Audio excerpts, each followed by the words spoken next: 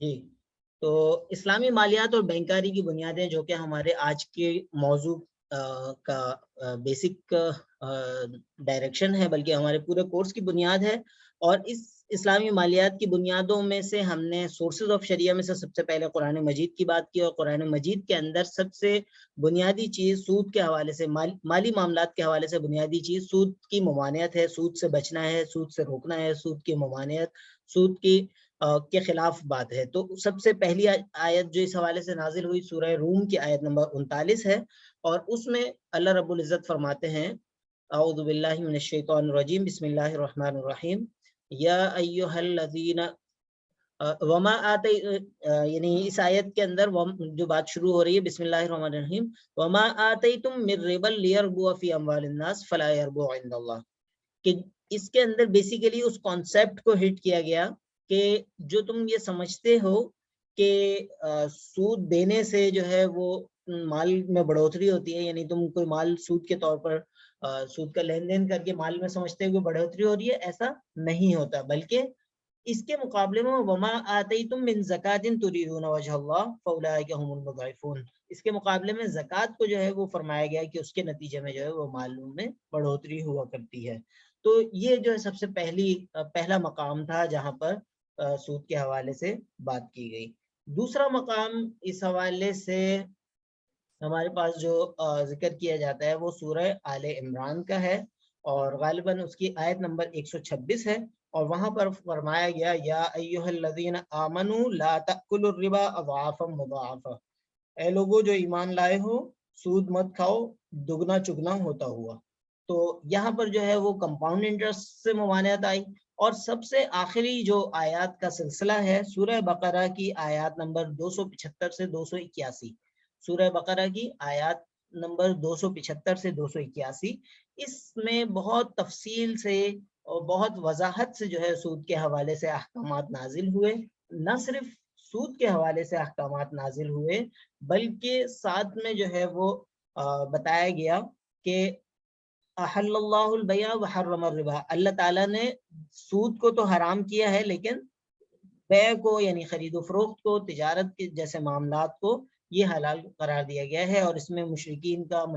جو کافروں کا ایک اعتراض تھا کہ سود اور تجارت تو ایک جیسی چیزیں ہیں، اس کے جواب میں کہا گیا کہ اللہ رب العزت نے تجارت کو حلال قرار دیا ہے، سود کو حرام قرار دیا ہے. اسی آیات کے سلسلے کے اندر آیت نمبر 278 اور 279 کے اندر باضابطہ طور پر وہ بات کہی گئی جو کسی اور جرم کے حوالے سے، کسی اور گناہ کے حوالے سے نہیں کہی گئی تھی. وہ بات یہ تھی کہ یا ایہا الذین آمنوا اتقوا اللہ، اے لوگوں جو ایمان لائے ہو اللہ سے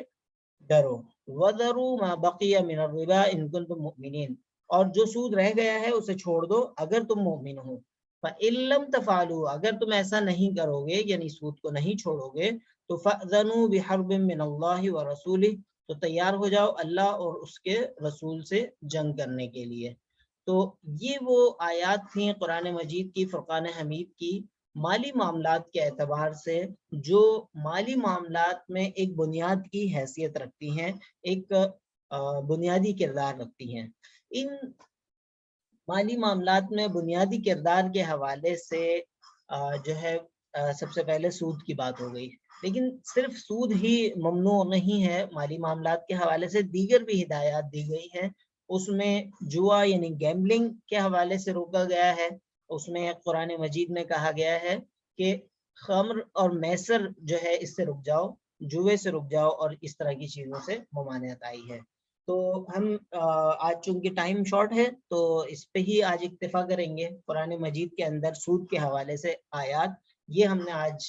مختصراً سا دیکھا، جو کہ ایک بنیادی چیز ہے اسلامی مالیاتی معاملات کے حوالے سے. اور ہم نے یہ جانا کہ سود کے حوالے سے سورہ روم کی آیت نمبر 39، سورہ آل عمران کی آیت نمبر 126 اور سورہ بقرہ کی آیات 275 سے 281، یہ جو ہے سود کے حوالے سے بنیادی احکامات پر مشتمل آیات ہیں اور اسی ترتیب سے نازل ہوئیں، اور یہ جو ہے اسلامی مالیات کے حوالے سے ایک بنیادی کردار رکھتی ہیں، ایک بنیاد رکھتی ہیں. اب جو لنک ہے میں یہاں آپ کو لنک بھی شیئر کر دیتا ہوں. مفتی تقی عثمانی صاحب کی جو کتاب ہے اسلامی بینکاری کی بنیادیں، یہ جو ہے یہ اسائنمنٹ ہے آپ لوگوں کا کہ اس کا جو پہلا باب ہے، یہ مثال کے طور پر ہم یہاں دیکھتے ہیں پہلا باب جو ہے ہمارا یہاں پر یہ بلکہ میں لنک آپ کو شیئر کرتا ہوں تاکہ آپ حضرات اس کو ساتھ میں، یہ چیٹ میں بھی آ جائے گا اور انشاءاللہ پھر آپ لوگوں کو وہاں گروپ میں بھی آ جائے گا. مفتی تقی عثمانی صاحب کی کتاب جو ہے یہ اویلیبل ہے انٹرنیٹ پہ،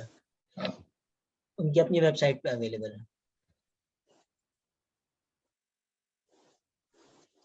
تو اس میں جو پہلا ایک جو باب ہے اس باب کے اندر جو ہے وہ